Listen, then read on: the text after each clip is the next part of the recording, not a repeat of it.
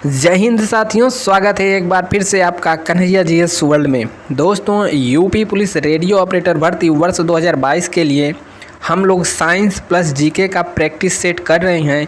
उस क्रम में आज का प्रैक्टिस सेट नंबर 2 है। एक हमने कर लिया है जिसमें हमने 40 साइंस प्लस जीके के क्वेश्चनों को कवर किया है। यदि आपने उसको नहीं देखा है तो जा करके देख लीजिएगा।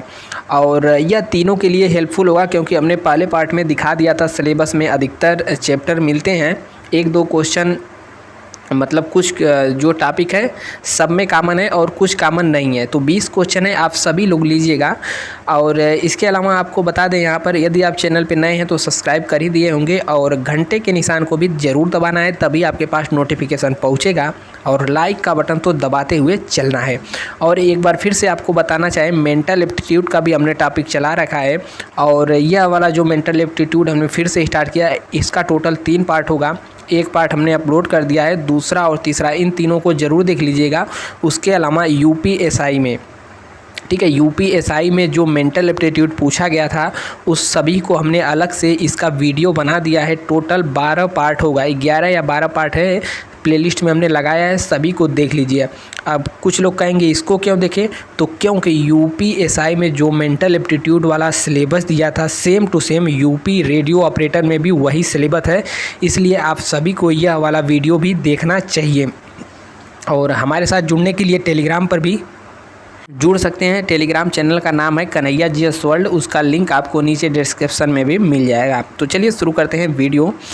और देखिए, आज का पहला क्वेश्चन है राडार, RADAR खाली स्थान के विद्युत चुंबकीय तरंगों के सिद्धांत पर काम करता है। यानी कि राडार किस सिद्धांत पर कार्य करता है। और जितने भी आप लोग से क्वेश्चन अटेम्प्ट हों, सही और गलत नीचे एक बार कमेंट जरूर करें। तो देखिए, राडार का फुल फॉर्म होता है, पूछ भी देता है, इसका फुल फॉर्म होता है रेडियो डिटेक्शन एंड रेंजिंग होता है। क्या? Radio detection and ranging. यह विद्युत चुंबकीय तरंगों के रूप में चलता है और रिफ्लेक्शन यानी कि परावर्तन के सिद्धांत पर यह कार्य करता है। तो इसका सही जवाब ऑप्शन नंबर ए सही हो जाएगा। ठीक है, अब चलिए बढ़ते हैं नेक्स्ट क्वेश्चन की ओर। एक मिनट, नेक्स्ट क्वेश्चन है यहाँ पर एक उच्च स्तर AM मतलब होता है एम्पलीट्यूड मॉड्यूलेशन। ठीक है, तो एक उच्च स्तर AM ट्रांसमीटर में बफर प्रवर्धक का उद्देश्य मैच करना होता है। तो यह जो होता है आवृत्ति यानी कि ध्वनि से संबंधित आवृत्ति से संबंधित होता है। तो इसका जो सही जवाब हो जाएगा आवृत्ति मल्टीप्लायर के इनपुट प्रतिबाधा के साथ कैरियर दोलित्र की आउटपुट प्रतिबाधा। ठीक है, ऑप्शन नंबर बी इसका सही जवाब हो जाएगा। नेक्स्ट क्वेश्चन है मात्रकों की एसआई प्रणाली में चुंबकीय फ्लक्स का मात्रक क्या है। अब देखिए, यह जो मात्रक वाला टॉपिक है यह सब में कॉमन मिलेगा। ठीक है, इसका बीमा भी पूछ सकता है, मात्रक भी पूछ सकता है, यह सब यहाँ से पूछ सकता है। तो यहाँ पर पूछ रहा है चुंबकीय फ्लक्स का मात्रक। तो चुंबकीय फ्लक्स का मात्रक आपको पता होगा होता है वेबर। ठीक है, वेबर इसका मात्रक सही हो जाएगा। और पूछ दे 1 वेबर बराबर कितना होता है, तो 1 वेबर बराबर 10⁸ मैक्सवेल होता है। यह भी क्वेश्चन पूछा हुआ है, तो इसको याद रख लीजिएगा। नेक्स्ट क्वेश्चन है समय के साथ किसी वस्तु का वेग दिखाने वाले ग्राफ को कहा जाता है। तो बहुत ही सिंपल क्वेश्चन यहाँ पर पूछ दिया, वेग के साथ समय का, तो समय वेग ग्राफ ही होगा। तो ऑप्शन नंबर ए इसका सही जवाब हो जाएगा, वेग समय ग्राफ। नेक्स्ट क्वेश्चन है निम्न में से लौह चुंबकीय पदार्थ है। 45वें का कह रहा है लौह चुंबकीय पदार्थ है। तो देखिए, कोई यानी कि प्रबल विद्युत चुंबकीय क्षेत्र है, उसमें रखे जाने पर जिस पदार्थ में चुंबकीय गुण उत्पन्न हो जाता है उसे ही लौह चुंबकीय पदार्थ कहा जाता है। तो इसमें से जो निकिल है, निकिल ऑप्शन इसका सही हो जाएगा 45 का ए। और इसके अलावा लोहा होता है, इस्पात होता है, निकिल होता है, कोबाल्ट होता है, यह सब लौह चुंबकीय पदार्थ के अंतर्गत आ जाते हैं। नेक्स्ट क्वेश्चन है वायुमंडलीय दबाव को मापने के लिए किस उपकरण का प्रयोग किया जाता है। तो देखिए, यहाँ पर लैक्टोमीटर, तो लैक्टो कहीं भी शब्द आ जाए तो इसका मतलब होता है दूध से, यानी लैक्टोमीटर दूध मापने के लिए किया जाता है। बैरोमीटर वायुमंडलीय दाब को मापने के लिए किया जाता है। ठीक है, और मल्टीमीटर तो चल जाएगा उसके क्षेत्र में। और यहाँ पर वायुमंडलीय दाब को कह रहा है, तो यहाँ पर बैरोमीटर यानी कि 46 का क्वेश्चन नंबर बी सही हो जाएगा। ठीक है। तो बैरोमीटर क्या है? वायु दाबी मापक यंत्र है। नेक्स्ट क्वेश्चन यहाँ पर थर्मोमीटर तापमान मापने के लिए होता है। नेक्स्ट यहाँ पर देखिए आपको इस सभी में दिमाग लगाना पड़ेगा, सही मिलान करना है। तो देखिए मिलाते हैं हम लोग। वाट कहाँ जाएगा? वाट जाएगा न्यूटन मीटर सेकेंड, ठीक है। तो कहाँ पर है? तो 48वें का ऑप्शन ए वाला ए में चला जाएगा। और यहाँ पर दूसरा किलो वाट दे रहा है, तो 1 किलो वाट बराबर कितना होता है? 1000 वाट होता है, तो ये वाला सी में चला जाएगा। फिर 1 किलो वाट घंटा, तो इसके बराबर कितना होता है? 3.6 गुणे 10 की घात 6 जूल होता है। और 1 हार्स पावर 746 वाट होता है। तो ऑप्शन मिला लीजिए कौन सा है। तो यहाँ पर ऑप्शन नंबर ए मैच कर रहा है, ठीक है। ए का ए, 2 का सी और 3 का बी। तो इसका ऑप्शन नंबर ए सही हो जाएगा। नेक्स्ट क्वेश्चन यहाँ पर संचार प्रणाली में व्यापक रूप से प्रयोग किए जाने वाले अभिग्राही वास्तुकला को उपयोग करने वाला अभिग्राही खाली स्थान होता है। तो इसका जो सही जवाब होगा 48वें का ऑप्शन नंबर बी, यानी कि हेट्रोडाइन अभिग्राही इसका सही जवाब हो जाएगा।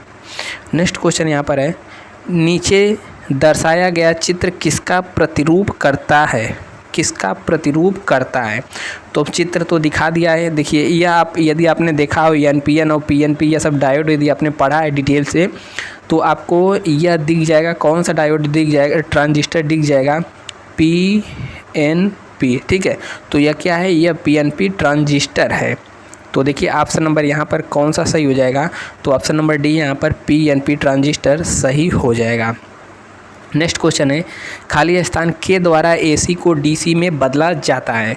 तो यह तो आपको पता होगा, रेक्टिफायर जो होता है इसका काम होता है एसी को डीसी में बदलना, ठीक है। तो रेक्टिफायर एसी को डीसी में बदलता है। इसका प्रयोग पूरे कहाँ कहाँ होता है? तो जैसे रेडियो, टीवी हो गया, ठीक है। इसके अलावा माइक्रोवेव ओवन इत्यादि में इसका प्रयोग किया जाता है। और कंडेंसर की पूछ ले तो कंडेंसर भी एक यांत्रिक डिवाइस है या फिर यांत्रिक मशीन है जो गैस या वाष्प को ठंडा करके द्रव में बदल देती। कंडेंसर मतलब होता है ये ठंडा, ठीक है। और एम्पलीफायर तो यह इलेक्ट्रिकल से संबंधित हो जाएगा। 51वें का कह रहा है वे मेटल डिटेक्टर जिनसे होकर हवाई अड्डों पर लोग गुजरते हैं वह किसके द्वारा संचालित होता है? वह मेटल डिटेक्टर जिससे होकर हवाई अड्डों पर लोग गुजरते हैं किससे संचालित होता है? तो मेटल डिटेक्टर, ठीक है, आपको रेलवे स्टेशन वगैरह पर भी देखने को मिल जाएगा। तो यह फैराडे के नियम के सिद्धांत पर कार्य करता है, ठीक है। तो इसका सही जवाब हो जाएगा option number C. Next question यहाँ पर फाइबर ऑप्टिक संचार प्रणाली में व्यापक रूप से उपयोग किए जाने वाला प्रकाश स्रोत क्या है?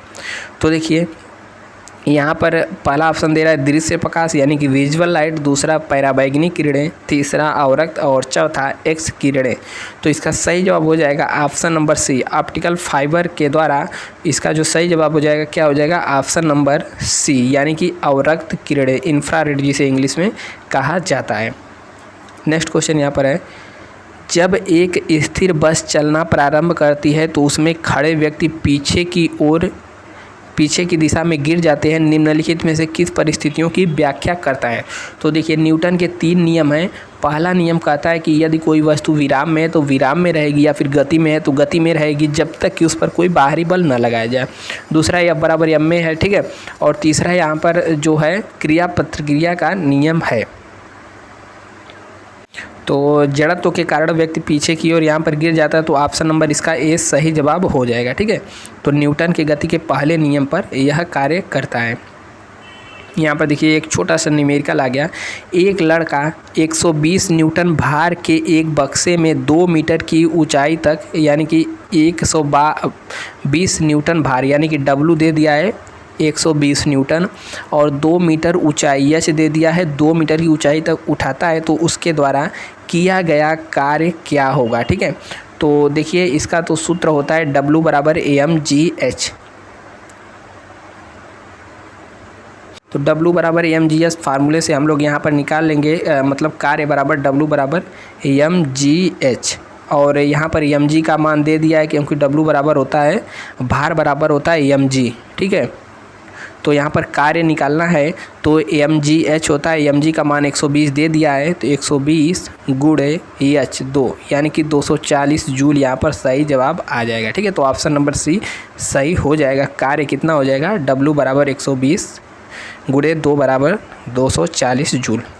नेक्स्ट क्वेश्चन यहाँ पर, दो ग्रहों के द्रव्यमानों का अनुपात x है और घनत्वों का अनुपात y है, उनकी सतहों पर गुरुत्वीय त्वरणों का अनुपात क्या होगा। तो इसका जो सही जवाब होगा यहाँ पर ऑप्शन हम बता दे रहे हैं, ऑप्शन नंबर डी इसका सही जवाब हो जाएगा। बाकी इसका जो डिराइवेशन है या फिर इसका जो समझने का तरीका है यहाँ पर इसका थोड़ा लंबा प्रोसेस है, आपको देखना पड़ेगा। क्वेश्चन नंबर 56 कह रहा है कि दो चालकों द्वारा समान दिशा में धारा ले जाने पर क्या होगा। तो देखिए यहाँ पर मान लीजिए कोई दो चालक है, इसमें से धारा बह रही है, इसमें से धारा बह रही है, तो पूछ रहा है कि दोनों यदि एक समान दिशा में जाएं तो क्या होगा। तो इसको समझ लीजिए, कोई भी चालक यदि एक समान दिशा में जाएगा तो क्या करता है, अट्रैक्शन यानी कि एक दूसरे को आकर्षित करता है। वहीं अगर एक दूसरे के विपरीत में जाए, कोई एक इधर जा रहा है इधर जाएगा तो प्रतिकर्षित करेगा। ठीक है, तो यहाँ पर समान दिशा में जा रहा है तो इसका ऑप्शन नंबर ए सही हो जाएगा, यानी कि एक दूसरे को आकर्षित करेंगे। नेक्स्ट क्वेश्चन है, शक्ति की अंतर्राष्ट्रीय इकाई क्या है। तो शक्ति कार्य करने की दर को शक्ति कहते हैं। इसकी अंतर्राष्ट्रीय इकाई की बात करें तो 57 का ऑप्शन नंबर ए यानी कि वाट सही हो जाएगा। ठीक है, ये सही पूछा है इसलिए वाट हो जाएगा, नहीं तो जूल भी होता है। 1 जूल बराबर 7 मतलब 1 जूल बराबर 7 अर्ग, तो उसका हो जाएगा कार्य का, लेकिन यहाँ पर शक्ति की पूछा है तो वाट हो जाएगा। ठीक है, ऑप्शन नंबर ए सही हो जाएगा। और यहाँ पर जूल दिया है तो 1 जूल बराबर यदि कभी पूछ दे तो 1 जूल बराबर 10 के घाते 7 अर्ग होता है। ठीक है, कार्य का मात्रक होता है जूल। और नेक्स्ट क्वेश्चन यहाँ पर एक छोटा सा न्यूमेरिकल और आ गया है। कह रहा है कि 15 किलोग्राम की एक वस्तु पर जब भूमि से 10 मीटर की ऊंचाई तक हो तो इसमें निहित ऊर्जा क्या होगी। जी बराबर दे दिया है, तो यहाँ फिर W बराबर mgh से क्वेश्चन आ गया, तो W बराबर mgh लगाएंगे हम। तो यहाँ पर द्रव्यमान दे दिया है 15, G दे दिया है 10 और H दे दिया है 10, यानी कि 15 में 150 और गुणे 0 मतलब गुणे 10, तो 1500 इसका सही जवाब हो जाएगा। अब 1500 क्या, तो 1500 यहाँ पर जूल होगा, क्योंकि यहाँ पर पूछा है क्या चीज़, ऊर्जा। ठीक है, ऊर्जा किस में होती है, जूल में होती है। तो 1500 जूल ऑप्शन नंबर डी इसका सही जवाब हो जाएगा। ठीक है, नेक्स्ट क्वेश्चन यहाँ पर, दो प्रतिरोधों R1 व R2 को संख्यात्मक मान क्रमशः 6 ओम और 6 ओम है, यानी कि दोनों 6 ओम का है।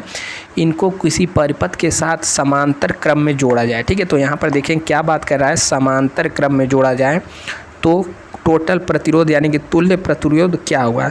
तो आपको पता होगा यहाँ पर एक समांतर क्रम में जोड़ा जाता है, एक श्रेणी क्रम में जोड़ा जाता है। ठीक है, यदि श्रेणी क्रम में जोड़ा जाता है, ठीक है, यदि कभी श्रेणी क्रम में पूछ दे, मान लीजिए यहाँ पर 6 दिया है तो तीनों को जोड़ दिया जाएगा, लेकिन यहाँ पर समांतर क्रम में जोड़ा है तो इसका मतलब क्या होता है, ऐसे। ठीक है, ऐसे जोड़ दिया गया है, यह भी 6 ओम का है, यह भी 6 ओम का है। तो इसका सूत्र होता है 1/r बराबर, ठीक है, 1/r बराबर R1 प्लस, दिख ही नहीं रहा है भाई,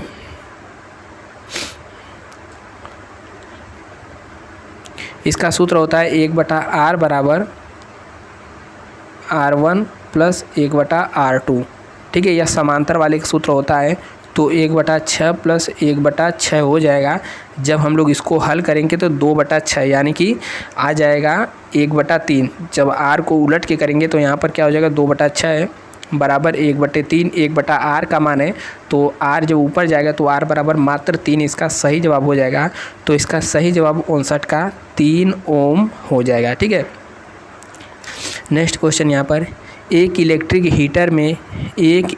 हीटर में किसी सोर्स से 4 एम्पीयर की विद्युत धारा प्रवाहित की जाती है और उसका विभवांतर 60 वोल्ट होता है। यदि विभवांतर बढ़कर 165 वोल्ट हो जाता है तो विद्युत धारा कितनी होगी? तो देखिए ये अभी सूत्र लगेगा यहाँ पर V बराबर IR, ठीक है, V बराबर IR लगेगा, लेकिन इसमें एक तरीके से अनुपात में दे दिया है। V1 बराबर यहाँ पर 60 वोल्ट है और बढ़कर V2 165 वोल्ट हो जाता है और यहाँ पर 4 एम्पियर की विद्युत धारा है। तो इसके लिए देखिए कुछ इस प्रकार से लगेगा। देखिए सूत्र हम इसको इस प्रकार से यहाँ पर लिखेंगे, V बराबर IR होता है, लेकिन यहाँ पर V1 V2 करके दे दिया है, तो V1 बराबर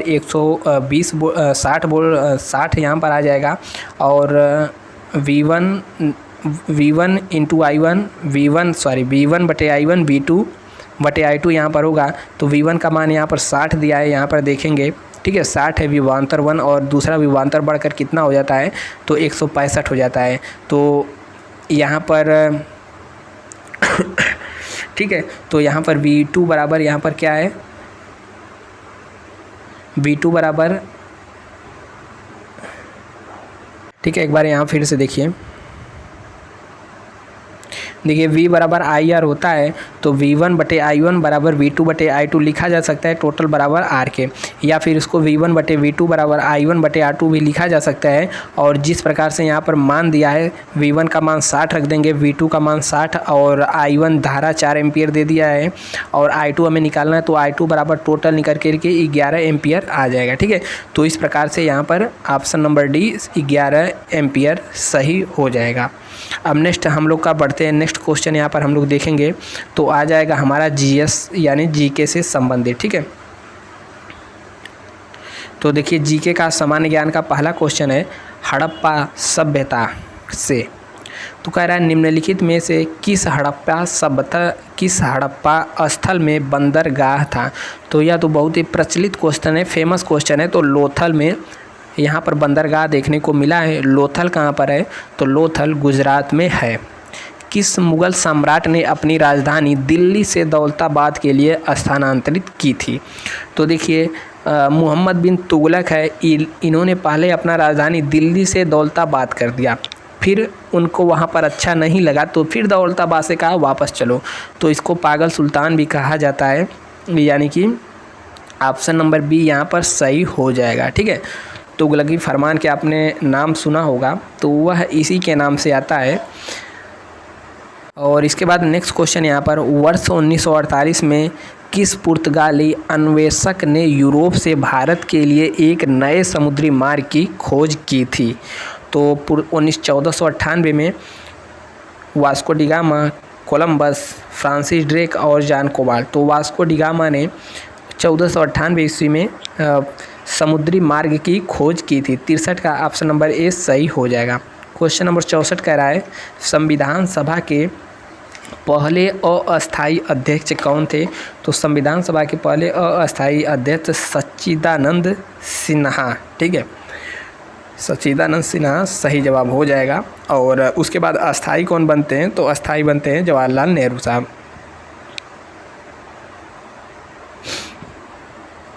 ठीक है। जवाहरलाल नेहरू, यहाँ जवाहरलाल नेहरू नहीं, इनके बाद कौन बनते हैं? डॉक्टर राजेंद्र प्रसाद बनते हैं अस्थायी अध्यक्ष। हमारे संविधान के अनुसार भारत है, भारत क्या है? एक धार्मिक राष्ट्र है या फिर धर्मनिरपेक्ष राष्ट्र है या पूंजीवादी या फिर धनिकंत्रवादी राष्ट्र? तो 65 का सही जवाब हो जाएगा ऑप्शन नंबर बी, भारत एक धर्मनिरपेक्ष राष्ट्र है। धर्मनिरपेक्ष मतलब कि राष्ट्र का कोई भी अपना एक धर्म नहीं होगा, ठीक है। जैसे पाकिस्तान की बात करेंगे तो उसने अपने राष्ट्र को इस्लामिक राष्ट्र घोषित कर दिया है, लेकिन भारत में ऐसा नहीं है, यहाँ पर सभी धर्मों को समान वैल्यू दी जाती है। नेक्स्ट क्वेश्चन है निम्नलिखित में से लोकसभा का प्रथम महिला अध्यक्ष का नाम बताएं? तो 66 का सही जवाब हो जाएगा ऑप्शन नंबर सी, मीरा कुमारी जो थी, मीरा कुमार जो थी लोकसभा की प्रथम महिला अध्यक्ष थी। नेक्स्ट क्वेश्चन यहाँ पर अगला क्वेश्चन कह रहा है 67वें का मैंग्रोव वन का सबसे अधिक परसेंट कहाँ पर है? तो मैंग्रोव वन क्या होते हैं? तो मैंग्रोव वन मुख्यतः जो समुद्री तट होता है, जो भी समुद्र तटीय राज्य होते हैं, समुद्र तट पर ही मैंग्रोव वन पाया जाता है। इसकी खासियत होती है कि इसका जो जड़ है पानी के अंदर होता है और पानी के बाहर भी होता है, ठीक है। वायु लेने के लिए इसकी जड़ जो है कीचड़ से यानी कि पानी से बाहर भी आ जाती है। सबसे ज़्यादा देखने को कहाँ मिलेगा? उत्तर प्रदेश में कोई है? समुद्री क्षेत्र नहीं, राजस्थान नहीं, सिक्किम नहीं। तो सही जवाब क्या हो जाएगा? पश्चिम बंगाल। नेक्स्ट क्वेश्चन है, निम्नलिखित में से एक भारतीय बैंक नहीं है। कौन सा एक भारतीय बैंक नहीं है? तो इसके लिए तो देखिए axis bank, HDFC bank, ICICI bank और HSB बैंक। तो देखिए सभी का आपने नाम सुना है, लेकिन HSB जो बैंक है यह भारतीय बैंक नहीं है बल्कि विदेशी बैंक है और सभी भारतीय बैंक है। नेक्स्ट क्वेश्चन यहाँ पर, निम्नलिखित में से कौन सी संस्था वर्ल्ड बैंक के नाम से जानी जाती है? तो देखिए यहाँ पर बेहतरीन क्वेश्चन मिल गया। वर्ल्ड बैंक में टोटल हम देखेंगे तो 5 प्रकार के संस्थाओं का समूह है। कौन कौन सी संस्था है आपको बता दें। एक IBRD है यानी कि international bank for reconstruction and development, उसके बाद IDA है, IFC है, MIG है। तो यहाँ पर हमको सबको नहीं जानना है, तो इसका ऑप्शन नंबर ए सही हो जाएगा, यानी कि international bank for reconstruction and development. ठीक है, तो यह वर्ल्ड बैंक के नाम से जानी जाती है। वर्ल्ड बैंक टोटल 5 बैंकों का समूह है। नेक्स्ट क्वेश्चन यहाँ पर, पानी का घनत्व सर्वाधिक कब होता है? तो यह बहुत ही फेमस क्वेश्चन, बचपन वाला क्वेश्चन है। तो 4 डिग्री सेल्सियस पर यानी कि 4 अंश सेल्सियस पर पानी का तापमान घनत्व जो है सर्वाधिक होता है। नेक्स्ट क्वेश्चन यहाँ पर, एसिटिक एसिड को क्या कहा जाता है? ठीक है, 71 क्वेश्चन कह रहा है एसिटिक एसिड को क्या कहा जाता है सामान्यतः? तो इसको कहा जाता है सिरका, और इसका सूत्र यदि पूछ ले तो होता है CH3COOH, CH3COOH। ठीक है, CH3COOH होता है एसिटिक एसिड का। नेक्स्ट क्वेश्चन यहाँ पर, इसका सही जवाब हो जाएगा सिरका। 72 नंबर कह रहा है, निम्नलिखित में से किलोबाइट के तुल्य है। 1 किलोबाइट किसके तुल्य होता है? किलोबाइट मतलब बोले तो केबी MB होता है ना, तो 1024 जो बाइट्स होता है उसके बराबर होता है 1 KB, यानी कि 1 किलोबाइट। फिर 1024 KB मिलता है तो 1 MB बनता है। तो इस प्रकार से KB, MB, GB, TB बनता रहता है। तो यहाँ पर किलोबाइट पूछा है तो 1024 बाइट्स के बराबर होता है। 73 कह रहा है 0.106 को द्विपदीय में परिवर्तित करें। तो देखिए यानी कि यह बाइनरी नंबर पूछ रहा है। इसका क्वेश्चन नंबर 73 का बाइनरी नंबर पूछना चाह रहा है। तो जब इसका हम लोग बाइनरी नंबर निकालेंगे तो इसका सही जवाब आएगा ऑप्शन नंबर बी, यानी कि 1101010 पर देख लीजिए बाइनरी नंबर कैसे निकाला जाता है। तो जो भी संख्या का निकालना रहता है उसको हम लोग लिख देते हैं बीच में। ठीक है, 120 106 का निकालना है तो 106 को बीच में लिख देंगे और सभी में 2 से भाग देते जाएंगे। तो यहाँ पर पहले बार जब 2 से भाग देंगे तो पूरा चल जा रहा है, यानी कि कट जा रहा है। जब कट जाएगा तो यहाँ पर 0 लिखा जाएगा, यदि नहीं कटेगा तो 1 लिखा जाता है। यहाँ पर 53 में 2 से भाग देंगे तो 26 बार में जाएगा, यानी कि पूरा का पूरा नहीं कटा तो 1 शेष के रूप में यहाँ पर लिख देंगे। फिर यहाँ पर 2 से भाग देंगे, 26 में पूरा का पूरा चला गया 13 बार में, इसलिए यहाँ पर 0 लिखा जाएगा। फिर 2 से भाग देंगे 6 बार में, नहीं मतलब 2 6 का 12 पूरा नहीं गया, 1 बच गया, इसलिए यहाँ पर 1 लिख लेंगे। फिर 2 से यहाँ पर भाग देंगे, कलर चेंज, फिर यहाँ पर 2 से भाग देंगे तो 3 बार में पूरा चल गया, इसलिए यहाँ पर 0 लिखेंगे, 0 शेष बचा। फिर 2 से भाग देंगे तो 2 दूना 4। ठीक है, यह पूरा का पूरा नहीं गया तो यहाँ पर 1 लिखा जाएगा। ठीक है, फिर यहाँ पर 2 से जब भाग देंगे 3 में तो 1 ही बार में जाएगा, तो यहाँ पर केवल यहाँ पर हम लोग 1 ही लिखेंगे। ठीक है, फिर इसके लिखने के बाद बाइनरी नंबर में कैसे लिखते हैं तो नीचे से ऊपर की क्रम लिख देते हैं। देखिए 1 आया तो 1 लिखेंगे, फिर 1 आया फिर 1 लिखेंगे, फिर यहाँ पर 0 लिखेंगे, फिर 1 है 1 लिखेंगे, फिर 0 है 0 लिखेंगे, फिर 1 फिर 0। बाइनरी नंबर क्या हो गया? 110 101 0। ठीक है, 110 101 0 और यहाँ पर 2 लगा देते हैं, तो बाइनरी नंबर ऐसे निकलता है। नेक्स्ट क्वेश्चन यहाँ पर, आंवले का सर्वाधिक उत्पादन करने वाला ज़िला कौन सा है? तो आपको पता होगा इलाहाबाद और प्रतापगढ़ वाला जो क्षेत्र है इधर आंवले का सर्वाधिक उत्पादन होता है। तो ऑप्शन नंबर बी यानी कि प्रतापगढ़ सही जवाब हो जाएगा। नेक्स्ट क्वेश्चन कह रहा है पेरियार नेशनल पार्क किस पर्वत श्रृंखला में है? तो 75 का सही जवाब हो जाएगा ऑप्शन नंबर डी, जो पश्चिमी घाट है ठीक है। भारत का नक्शा बनाएंगे तो इधर होता है पूर्वी घाट, इधर होता है पश्चिमी घाट, तो इसी वाले क्षेत्र में नीचे यहाँ पर केरल में मिलता है पेरियार वन्यजीव अभयारण्य या फिर पेरियार नेशनल पार्क। तो ऑप्शन नंबर डी सही हो जाएगा। गिद्धा किस राज्य का लोक नृत्य है? तो गिद्धा हो गया, तो गिद्धा हमें मिल जाएगा 76 का जो सही जवाब है यह हो जाएगा ऑप्शन नंबर सी, पंजाब का भाखड़ा हो गया, गिद्धा हो गया, यह सब पंजाब का नृत्य है। नेक्स्ट क्वेश्चन, सोनभद्र जिले को स्पर्श करती हैं। तो सोनभद्र जिला यदि आपने यूपी का नक्शा बनाया है या फिर नक्शा बनाते हुए देखा है तो यहाँ पर सोनभद्र कुछ इस प्रकार से लटकता हुआ मिल जाएगा और टोटल 4 राज्यों से इसका सीमा जो है टच होता है। इधर की बात करें कि तो इधर एमपी से टच होता है और नीचे यहाँ पर छत्तीसगढ़ से टच होता है और इसके बगल में यहाँ पर झारखंड और यहाँ पर बिहार, यानी कि 4 राज्यों से टोटल इसकी सीमा टच होती है। तो ऑप्शन नंबर इसका सी सही जवाब हो जाएगा। कई बार यह क्वेश्चन पूछा हुआ है।